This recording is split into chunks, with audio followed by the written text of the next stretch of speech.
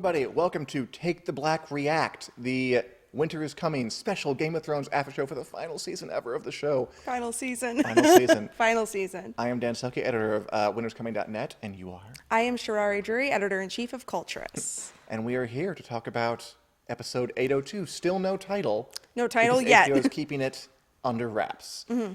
Okay, Sharareh, you are our special guest here. You've never been on the show before. Welcome. Thank you, Dan. Happy to have you. Hi everybody. And is there anything, you have just a base reaction to that? We just watched an hour? Mm-hmm. Or do you want me to go first? You know, I think my basic reaction is lots of steamy stuff happened. There was lots of steamy stuff and also lots of whoa reactions is what I'll say. Or revelations, I guess. Lots of whoa things that people were told and found out about that I didn't think they were going to find out this episode, but they did. Like what? What do they find out that you didn't think they were going to do first? One that kind of actually surprised me was Gendry, telling Arya that he's Baratheon's son. That kind of shocked me. That I wasn't surprised that they were going to hook up. That didn't shock me, but it shocked me that he would. A little. It shocked you a little bit? Yeah, kind of. That that ship actually came through. But what I liked is that, I mean, if you think about it, I think it makes sense. What I love so much about this episode, and I think I did love it, because I watched it at home first because it might have leaked just a teensy bit. Just a tiny little bit. Beforehand. I loved that it was so slow and so measured and so just kind of lingering on small scenes, small character interactions. Yep. Because it was kind of against the grain. Game of Thrones has come under fire a little bit recently for having an incredibly rapid pace, for going too fast. Right. And I'm watching this, and this was slow. This was like a play almost. This was It kind of was, and it has the beats of a play. So I think that makes sense. Of a first act. Which, I mean, if you think about it, with the Battle of Winterfell coming, you're going to need maybe it's nice to have that slow build up, because I don't think there's going to be a single slow moment next week. I think you're right. So I think with season 1 and as far as season 8's episode 1 and 2, I think you had to have a lot of that, because I think once this third episode comes, from then on, it's just going to be an avalanche of things and death and destruction coming. So maybe you need these first 2 episodes to reveal things, get people to meet each other that haven't seen each other in a long time, have all of that happen, because there's no time for it afterwards. I think I'm completely right. I think next week is the giant battle they've been filming forever, and we all heard about it, how big it's going to be, yada, yada, yada. And this, I mean, a lot of this, it wasn't even plot momentum. It was just characters talking. Mm-hmm. And I kind of loved it. Although, let's go back to the Arya Gendry stuff. Yes. So let's answer a comment from, we're having a lot of comments in here. Jeffrey, anyone else feeling comfortable with the Arya Gendry love scene, or was it just me? Ooh, you know what though? I felt a little uncomfortable, and I think it's not because of them as a couple. Mm-hmm. I don't necessarily have a problem with that. I don't know if you know this, but I don't know how old Maisie is, the actress. 22. She's 22. She just looks. 21. She's definitely adult enough. But. She's adult enough, but I can't help just I think I was commenting on it to one of our editors, Mia, when we were watching it. She still looks childlike. She does. To me. It's just back a while when we saw Tommen, when he was having his yeah, it's just I know what you're talking about. Any of those scenes where it's I get it if the actors are of age, or in the country that they're filming they might be of age, whatever the situation is, but she looks like she's 16 years old. I totally get it. And Arya's supposed to be young. Right. I can't assure anybody wondering, yes, Maisie Williams is 100% of age. She's of age for this scene. She's over scene. 21. Yeah. She can do it. And also, I mean, in terms of just the story, those two have always had some sexual tension. Mm-hmm. Even back when she was way too young to do this in the early days, and they didn't do it then.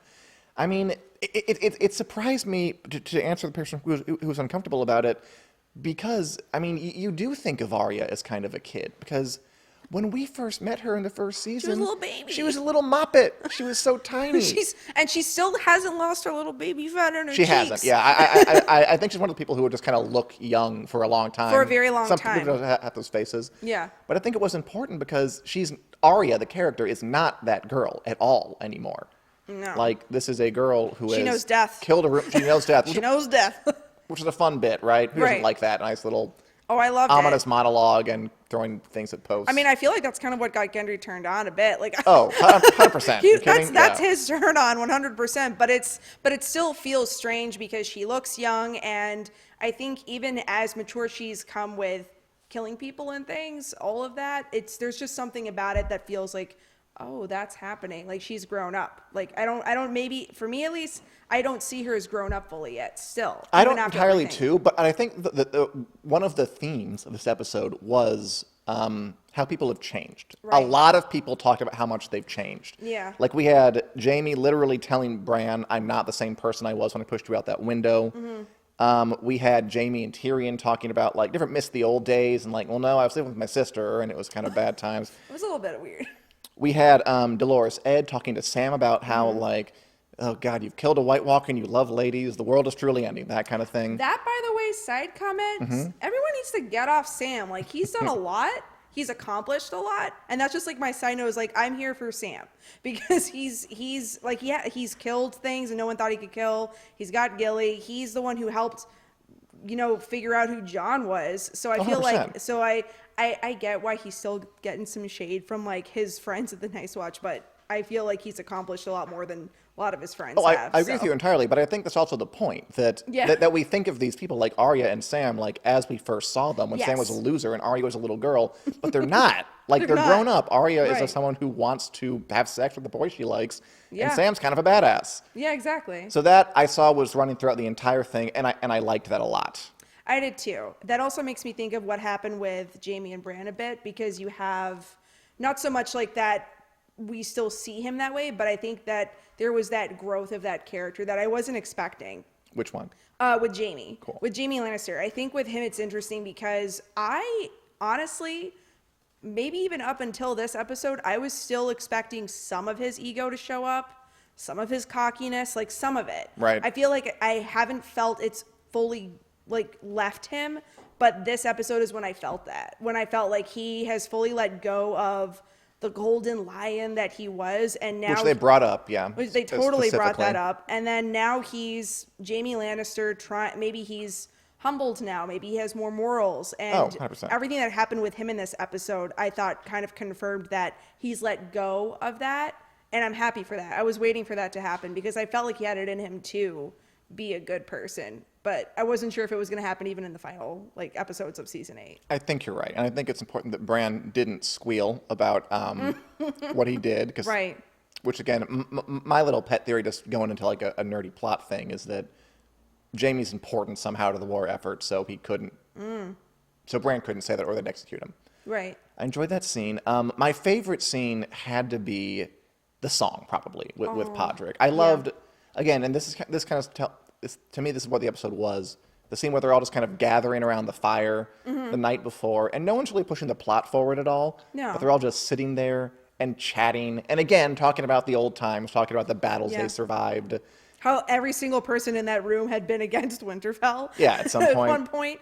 I joked, I think we tweeted about this too, that it was like a subtle rager going on at Winterfell. Yeah, I mean, totally, it, subtle it rager. wasn't it wasn't like frat boy rager. It almost got there with Tormund for a second with his that he reminds me of, and I think someone else mentioned this on Twitter too on our for Cultures, and I agree. He makes me think of Ogre from Revenge of the Nerds. I don't know if you know that I've never reference, seen it. but he I know what the movie is, I just but I feel haven't like he seen it. walks and he's like, nerds.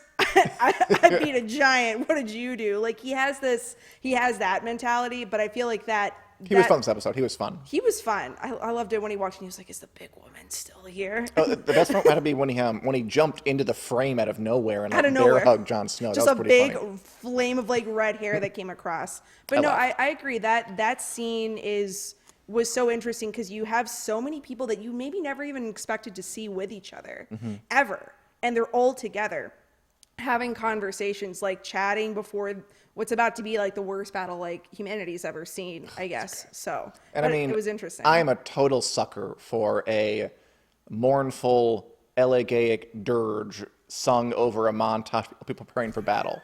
It reminded me immediately of the Lord of the Rings scene where Pippin sings to King Denethor in the Return of the King. If anybody else. What, Josh, did you think that too? I 100% thought that. But hey, I love that scene, and I loved this scene. And I say, like, it's just too bad that Ed Sheeran couldn't have come back for just a little bit. Like, I don't know why he would have been there. He could have just been like, just like popped out of nowhere, been an angelic voice in the background. But no, that was sweet too. And Podrick's got some lungs. Yeah. Hey, Podrick's had like no lines for a long time, but made up for it all right there. Right there with the Jenny song, 100%. You got everything. That's Yeah. fine. The mournful montage. And just, I think in retrospect, the point of this episode is to just, because it was so slow and it was so kind of just, it's just an episode you kind of just sit back in. Like, you don't have to like be taking notes like, oh, what's going to happen? What Panther does that play off? It's just kind of sitting with these characters so we are invested in them when the next episode comes and like half of them die. That's the point of this episode. No, that makes a lot of sense. And this reminds me, I mean, this is like, it happens with a lot of shows like this, especially with a series like coming to an end. You have to do a lot of this too. That made me think about that is like, for some of these characters, like if they die next week, that's it. Like there's nothing. And some of them will. Let's be real. Some of those characters who we just were reminded of how much we like, frankly, like that's what this episode did. Right. They're gonna die 100%. 100%. Do you have your thoughts on like who's biting it? Okay, really quick. So that there was so many very sweet scenes this week. A very sweet Grey Worm Emma Sande scene, which was again, like there were small things that really got to me. Like I love that Missandei's trying to talk to kids. And they're like, we've never seen a black person before. We're Northerners. And no, there was. I laughed, but admittedly, that was a very awkward scene of I've never seen this person before. I've never seen a person of this color before. Oh, 100%. And that like kind of on its own realm brings up a whole list of questions about Game of Thrones dealing with race. It does. It's got a thorny history, but it does make yeah. sense to me that, I mean, look, these are Northerners. They're like snow people.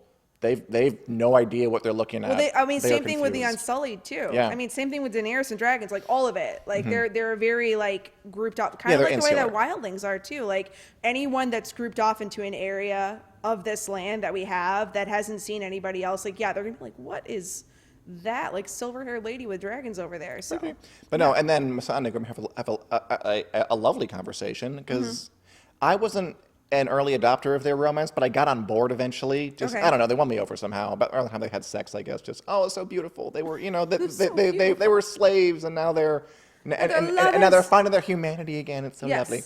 But they're talking about let's go on a vacation after the war is done. Yeah, let's go on our spring break. One of them is 100% dying. I don't know which one, but 150,000%.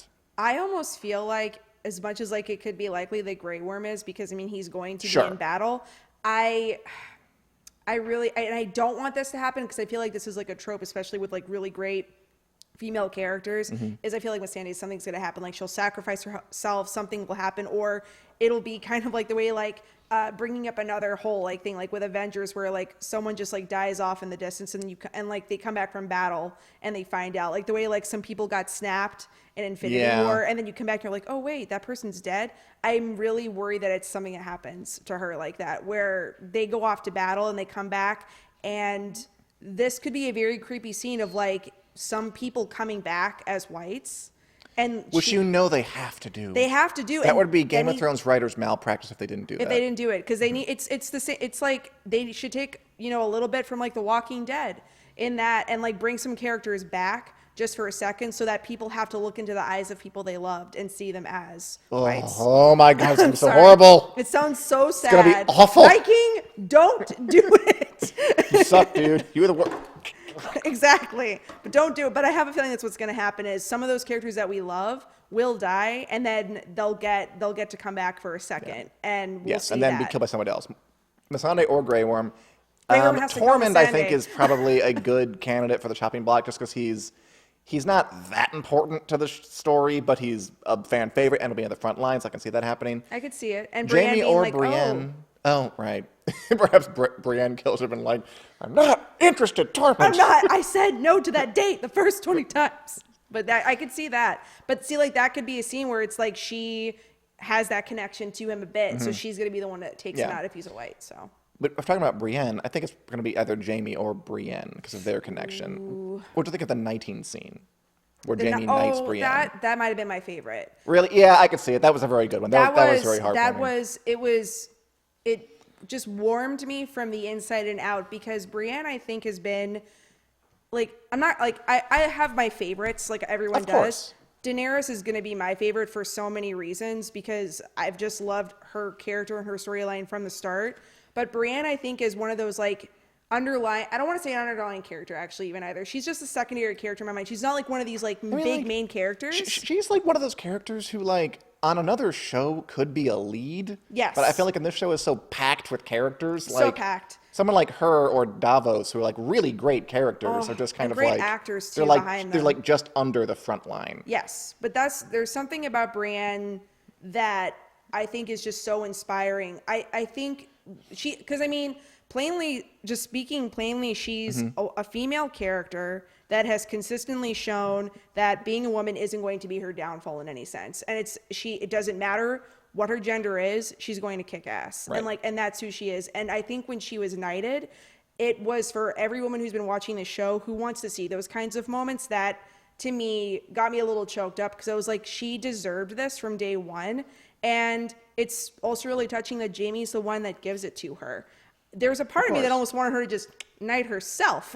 Like, who needs to knight her? She could just be a knight on her own. But I think Jaime doing that and her, like, when she stands up and she's just got, like, the biggest, happiest smile on her face. Oh, it's so nice. I love that bit. Which is why she might die. Because Or Jaime or could die, Jaime but dies. perhaps Jaime has to get down there to kill Cersei, who we didn't see in this episode at all. Thankfully.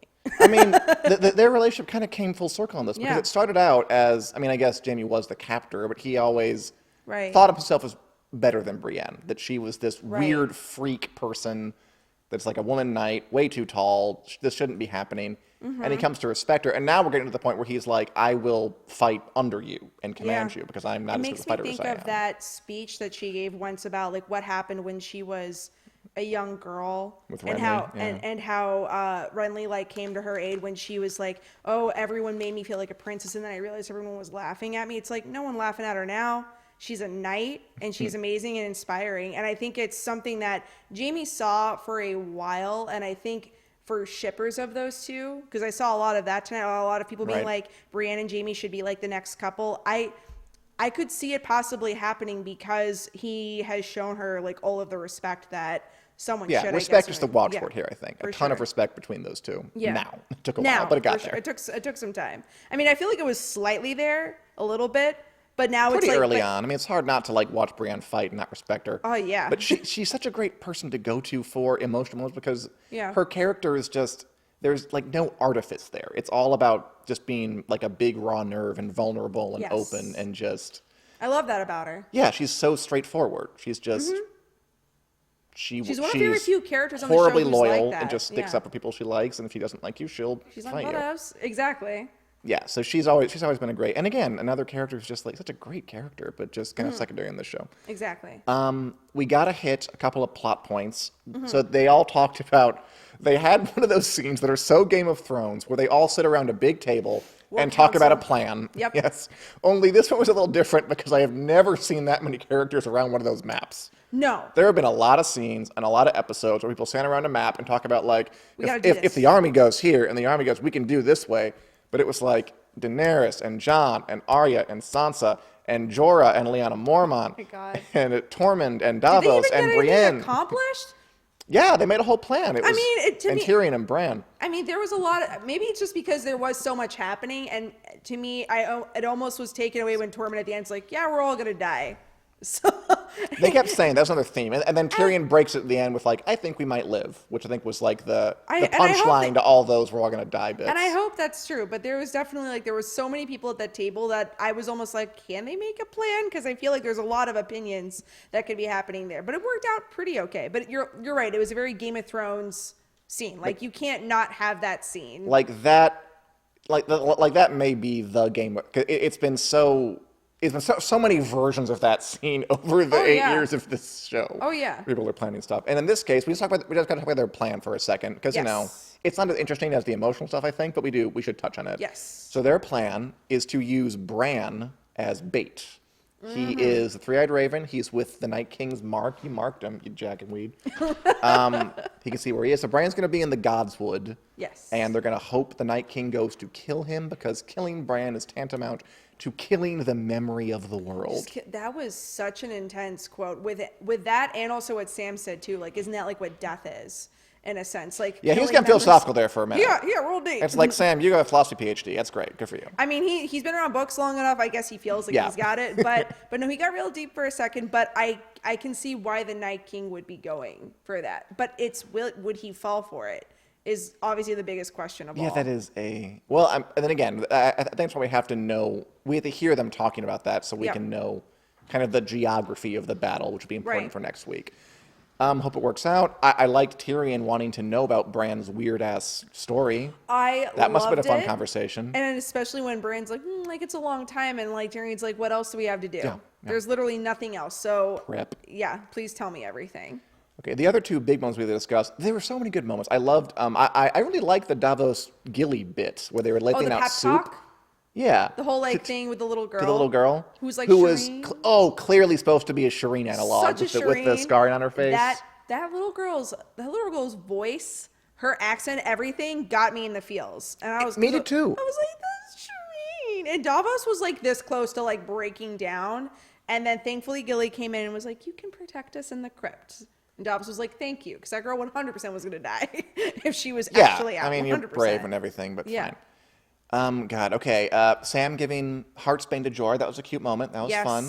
Jorah and Lyanna Mormont. So many little character beats in this one. I think it's also interesting where it's like for maybe a millisecond, you forget the connections that people have. Like, that's like their cousins. That's like their cousins. Their cousins. And you go, oh, wait, that's right. So that's also what I love about everyone coming together at Winterfell, is everyone's like coming together that you didn't think would ever see each other or meet each other. But no, that Sam moment with Jorah was really sweet too. Also, Jorah with... It really was. Sam's been killing it this season. He was great last episode too. John Bradley, like the whole thing about... like he wants to fight, he can fight, but at the end of the day, he is more of a book guy, and he's like, this is my family's sword, it's Lyran steel, I can't hold it upright, so maybe you should have it. Maybe you should take this and like take it onto the battlefield. And he's given it to, because Jorah's father was Sam's commander in the Night's Watch, and now it's a whole... It's a whole thing for that. And all the connections. Everything's coming around this time. And this was all in Winterfell. There was no King's Landing or anything. So it really was focused down on these small beats. And by the way, I completely agree with commenter Tushar Sharma. This episode was to make you fall in love with every character they are going to murder in episode 3. So yes. Yeah, basically. 100%. That's exactly what's going to happen. Okay.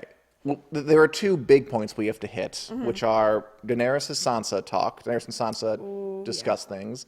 And of course, Jon tells Daenerys the truth. Yes. About himself. Which one should we hit first? I think we'll go in order. I think let's talk about Sansa and Daenerys. So that. Go ahead.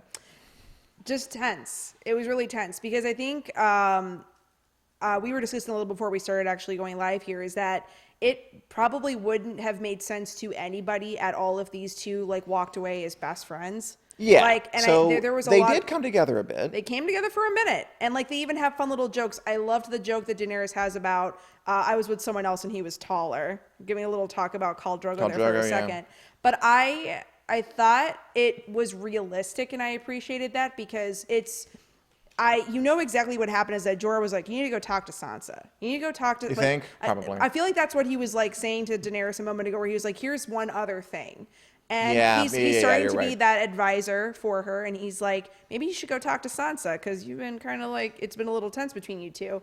So they go and have their conversation, and if I'm Daenerys, I'm thinking, I'm going to go talk to this sister, get good with her, because I need every ally I can have. So they have a great conversation. Everything's going great. But Sansa being Sansa, I 100% was not surprised when she brought this up, when she's like, what happens to the North when we're done? And then Dany like holding her hand and takes it off at the very end. Just like slowly slipped away. It's like, maybe we're not BFFs anymore. That wasn't surprising to me, because I feel like Sansa's always been looking out for the North. Totally. And for herself. And she has to ask that question, because very quickly, things will quickly happen where a battle could happen. If they win, the next thing it's dealing with Cersei, and then after that, it's like it could very quickly turn into Daenerys takes the Iron Throne, and all this stuff happens, and the exerts North her will on the North. Exactly. So I feel like Sansa's like, you know what? I'm I'm gonna ask this question right now because I know my brother wouldn't ask it. Yes, because She he's knew like into he you. wouldn't. Yeah, he 100% knows that like he's got Gaga eyes over you. So I gotta ask the big question here: is what happens with our independence? And that was extremely tense. It was also like they were tense even obviously from the start when they're having that meeting, going over things with Jaime Lannister, and Sansa's like, "Oh, I agree with you."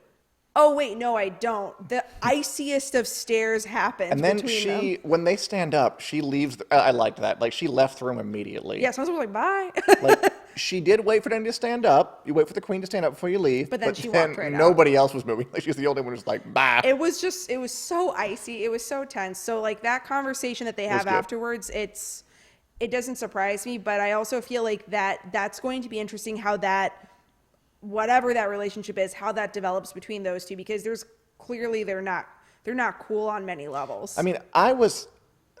So I've had people on Winter's Coming, just people talking about how that will all resolve. Because last week was a big point that Sansa and Dany are not seen eye to eye. Yeah. That Daenerys wants to be queen. Sansa is like, no, thank you. You killed your father, killed a lot of Stark people, and also, my thing with Sansa is always that she went through so much crap, like being kind of shoved around by this person used as a pawn, this game and this game. Obviously, with Ramsay Bolton, she was literally violated in a horrible, horrible way. Yeah, exactly. That at this point, she's determined to never not be in control again. It's basically my theory of Sansa. That's a good point. That's a great point. Like, everything she's been through. Like, it's just not going to happen. So that's why she's resistant to someone like anybody having power. Like, she wants to be in charge because only that way can she be in control. So that's a safe way to go, especially as you said, everything that she's experienced. Which is just complete not in control at all and powerlessness for like the first half of the show, basically. And I think she's seen how even if you give someone an inch, like with Baelish, how that could go wrong really quick. So she's like, I don't want to make that mistake ever again. So no, I agree with you. That makes total sense. Yeah. So of course she would be. So, and I was a little afraid that they would completely make up. Which would be super, like flying on dragons cheesy. Like flying on dragons. The dragons were nowhere in this one. They weren't at all. I'm a little worried for them on the side because it's super cold. So yeah. I'm like, are they okay? Because like they're cold blooded. So I hope like they've got something warm to like help them out. But, I mean, they literally have fire inside them. So I hope that helps them enough. I hope they're good with that. But no, we didn't see them at all. But there was enough fire intensity going on between those two in that meeting for sure. So yeah, I'm glad that was unresolved. There's still some tension because I mean, we have another like more than half the season to get through. Like it has to go somewhere. Right. So I'm glad that was. The other thing that wasn't resolved, and kind of in a similar way, was when Jon told Dany the truth. In both situations, like Dany takes the hand off Sansa, and then the Maester comes in and is like, "Hey, you guys are needed," and then they don't get to talk further. And then with Jon and Dany, Jon tells Dany his true origin. Yep. And then before they can really talk about it, you get 3 horns. The White Walkers are here. And so they we have to come back to this. No, they definitely have a look at the end like, "Ooh, we need to keep talking about this." But humanity might be extinct, so we should deal with that first. Maybe we'll deal with that first. That's actually what surprised me is him telling her. Yeah. Before the battle. Maybe that's. I'm not surprised that she was ever going to find out. I knew he would tell her eventually because that it would get out somehow. It would get out somewhere. I thought it was going to leak, so I was wrong. Ooh, that would have been. Like that Sam would leak it because he was kind of mad. Sam just like out, just spreading. He is But doing like his to thing. Sansa, I thought it would be like Sam would leak it to Sansa and she would get it out. But no, he just told her. He just told her. But I am surprised that it was revealed to her before the battle because I feel basically that with so much that's about to happen, you don't want anything awkward, any issues, any of that getting in anyone's mind before a huge battle. So like to reveal that at all to anybody, right? It was kind of poor timing. Didn't make any sense. I just thought it was because it that he was in the crypts and he was in front of his mother's statue, like and very she's obvious. asking like, "Who's that?" And he must have just been like. I mean, it seems like the universe is handing me this opportunity on a platter. Like, I can't not do this. Well, I mean, it also was TV, because we want it to be tense. Also TV. I mean, of all the places he's going to stand, he's standing in front of Lyanna Stark. Like, of all the places he's standing. Well, of course he is, because he just got this information a week ago. Yeah. So now he's curious about her, too. He's getting all broody. He's doing his thing. He's the brood master. He's like, Mom, what the hell? Just, why couldn't you have not died in childbirth, I guess. I guess it doesn't make any Why sense could to you blame have her. not done this? Why did you die giving birth to me? I mean, I think it makes sense that he'd be curious about his newfound mother now. No, I mean, I'm not surprised that like he would like be down there, maybe even like praying or seeking some kind. Maybe he's thinking some prophecy is going to come to him, like with Bran, maybe. Yeah, But that was definitely a moment. And I will say something that's interesting with Daenerys. There is obviously we know it's true. But Yeah. I thought it was interesting when she starts to bring up to him like, oh, you're not at all suspicious that this information came to you from your brother and your best friend. Like basically, Which, legitimate questions. legitimate questions, but we all know the truth. So we all know there's no like hidden something going on here. Like it's 100% true. But those questions from her, and then her like the very last thing she says, we're like, oh, you might have you're the one who's going to get the Iron Throne. Yeah. That was laced with both like, oh, this is actually a thing, and I am pissed. Like I am pissed. You read it as pissed? I read it as this is not okay. Like I am not okay with how this is about to go down, because I think if they'd had like a few more minutes down there, she would have said a lot of other things. But I mean, I think that again, like if you're a TV writer, you leave that part instead because you know we're all going to wonder. Oh yeah. By the way, really quick, commentator Julie Davies, who's a great, who's #1 fan, so I was on the show. Hey. I was glad Jon told Dany he was too much on him not to do the right thing, which is true. Jon always blurts out the truth. He's done that a lot. No, that makes like sense. At the Dragon Pit Yeah. meeting. That's just the way Jon I mean, works. he's an honorable man, so I think that makes sense that he would say it for sure. But again, I was just a little surprised right before a battle he's going to do it. But Yes. but I could see to your point, like he's standing there in front of the statue, she's talking to him, she's like, oh, I can't believe that Rhaegar, like he used to sing and give money to the poor, and then he's like, he's like, actually I just got to nice. complete this sentence. Let me just exactly like Mad Libs. Let me finish this for you. So. Okay, well, so you think that she was angry, which is certainly I mean, again, they left it ambiguous. Frustrated. Oh, maybe, totally. Maybe not like angry, like I want to kill you or something like that, but I think she's definitely frustrated. Well, the big question is, where does that go? Like, do they end up, like, on a scale from we get over it and or Dany, like, just lets him rule as king, which is like the most magnanimous could be, to we actually fight each other for the Iron Throne in the last episode. Right. Somewhere in between there is where this could go. I think so. I don't know. This is tough because part of me is like, oh, like she loves him and like they're never going to fight. But that's never stopped her before with people that she liked or cared about. I mean, she cared intensely. She banished Jorah. Jorah, exactly. So I feel like She was getting pretty mad at Tyrion in this one. Yeah, exactly. So I feel like at the end of the day, the Iron Throne is her love. Like that is Ooh, but you think that's her true love? Power is her love.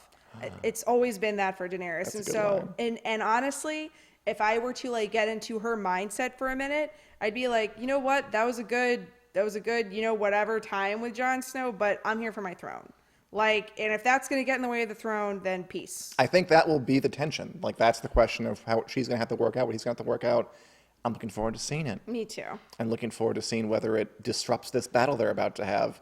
Like there's icy stairs going on across like a battlefield or something. Even though like I admit. Or I don't know. Oh, what? Okay, this isn't going to happen. Like the worst case scenario, she's like flying on a dragon over the battlefield. Jon's down there. And she's like, what if I just dropped a rock on him? What if my dragon accidentally lights this area on fire where Jon Snow is? It could very well be like that, but I feel like obviously those two have to make it through because we have to have some like post-battle conversation about what that's going to be. You know what's really great? Like we know the next one is a giant battle. Yes. I have no idea what the final 3 episodes are. What could be happening after that battle? Yeah, I really don't. It's just a lot of walkers walking And those are around. all really long episodes. Those are like hour-and-a-half episodes Right. after that. Do you feel like the Battle of Winterfell's episode, that's it, or any of it extends into episode 4? I think the Battle of Winterfell, the next episode, is the longest episode in the history of the series. Mm-hmm. It's like 82 minutes. If they can't do the whole thing with that, Right. No, that's a good they got point. some issues. I think it'll be the whole thing next time. But After that, I do not know. what's happening. Which is why I feel like that gives you a good idea of like, yes, of course, got it. People are going to die. We know that. But I feel like it's a lot of what occurs after the battle and dealing with Cersei, like if anything. I mean, all of that makes sense. Or it's that they somewhat defeat them and, well, this might be like, I don't know how founded this could be, but we didn't see the Night King like during that lineup of the White Walkers, like right at the end. So there's this weird part of me that wonders, is he even there? I mean, the smart thing to do would not be there. That's what I'm thinking. Is I'm wondering if he does a fake out and like he has his like whole like he has part of his army there, but he goes off to do something else or whatever else that he needs to do to take over. Like there's a part of me that wonders like, yeah, I obviously am smart enough to figure out that they're trying. I wonder if he kills Bran next week. I mean, they're using him as bait. It's possible he outsmarts them somehow. I mean, I wouldn't be surprised if he does it. You ass. That's what you want. Exactly. But I wouldn't be surprised. Yeah. Really quick before we wrap up, I loved Arya and the Hound. I loved that. Yeah, they're just great. I mean, that actor is so natural, Rory McCann. Yes. You used to not be able to shut up. Now you're a freaking mute. Come on, give me something. I know, especially like when he was drinking and stuff too. I expected something more there, but any scene between them is perfect. Yes. And Nancy brings up Melisandre and Varys. They're going to come back at some point, or Melisandre will. We know that. Mm-hmm. Don't know where she is yet. Oh, God. And I think no matter what happens, this episode was necessary to, again, like the one commenter said, remind us of how much we like these characters. So we can kind of get reacquainted with them and reestablish the stakes before they start to die. Which I think is coming next week. Oh, it's coming. I really hope that some of my favorite people don't. I mean, there's a weird. Well, actually, no. I'll say this. Obviously, I don't want like anyone to die, but there is a messed up part of me that's really excited. Like I said before, to see Walker versions of some of these people because will happen. I just need to see it. I need to see like Tormund. Like if he became one, I mean, his eyes are already blue, so he's already got some of the part to play, but I think like seeing anyone turn into a white would be like, what if like they somehow get to the crypt and like everyone in the crypt, like Gilly and all the kids and all the women down there, like that could be super depressing. I know I'm dark and depressing. You know, it's awesome that they haven't pulled that card before. Like this has been a show us a long time. No one we know has become a zombie. Like that we really care about. Like no one we know. Like we've never seen like a zombie we know. It's all been faceless, random, long dead white people. Well, I think the only one that, I mean, I say like barely know, like with Hardhome, like we had like just met a bunch of Carsey, people. I guess you're right. Yeah, like, but I get what you're saying, like that we really know. Like if we were to see like Cersei or something, like something crazy like that. Which again, it's just a card they have to play. They have on a to, show and if they don't, where there upset. are zombies. They just have to. I will be upset if they don't do it. One last note, I'm also impressed that we're 2 episodes into the John Danny know what's happening, and no one's brought up incest. Mm-hmm. Like no one's brought up the fact that that's weird. It's all been about the Iron Throne and how that's the problem. Yeah, I like how, isn't the nephew aunt thing a problem too? Well, I like how he was more like shocked that it was just that. Yeah. And she, like her but like I said with Daenerys, it's like power, which is what she cares about the most. So she's just like, wait, you could take the Iron Throne for me, like, but. Yeah, I'm kind of waiting for that to occur, but I know you've talked a lot about this, Autumn Take the Black, but incest on this show, it just seems to be like an underlying, like, yeah, it's bad. I blame this show for normalizing incest on television. It's messed up. The fact that like people are just all day about Danny and Jon, I'm like, do you not understand what their relationship is? But that's normalized, baby. Yeah, exactly. And I know I keep adding on things to talk about, but just one last thing. I was unexpectedly emotional about Sansa and Theon getting back together. They've been through a lot. They've been through a lot, and there's some feelings. It was great. I feel like there could be a little bit of feelings happening. They did have a shot of like them looking at each other while they're eating soup. I don't know what that's about. I don't know if that's just like one of those like playing for the fans kind of a scene. Like the show's just like, we know like people are going to think this about these two, so we'll give them that for a moment to make them speculate. I don't know if that's what it is, but then there's a creepy part of me that remembers like everything that happened between Theon and Sansa before they were okay. Like all of that with the Bolton stuff, all of that just makes me go, I don't think those two should actually be together. But then again, they have that trauma in common. Maybe they can help them work through it. They just go to therapy together. They Westeros both therapy. Suffered under the hands of Ramsay Bolton quite a lot. Yeah, exactly. Maybe that's their. I don't know. Maybe it's their connection. Who knows? I was moved when they reunited because I was mean, too. The hug was very sweet. they helped each other get out of that situation. Like they sprung each other. And Theon's definitely changed so much for the better. Again, change. Gotta underline that. Themes. Hashtag themes. Exactly. Okay. Any other thoughts about this episode, Sharareh? I don't know if this is something we need to get too deeply into because I feel like it's been a fan theory for some time that people are worried about Tyrion in season 8, but I'm worried about Tyrion because from everything I'm seeing, it doesn't seem like Daenerys is too happy with him as her advisor. And despite her being told by Jorah, like, hey, like, people make mistakes. I'm Jorah Mormont over here. I made my mistakes and like you kicked me out for a while. But I'm just worried for Tyrion's safety and what's going to happen with him.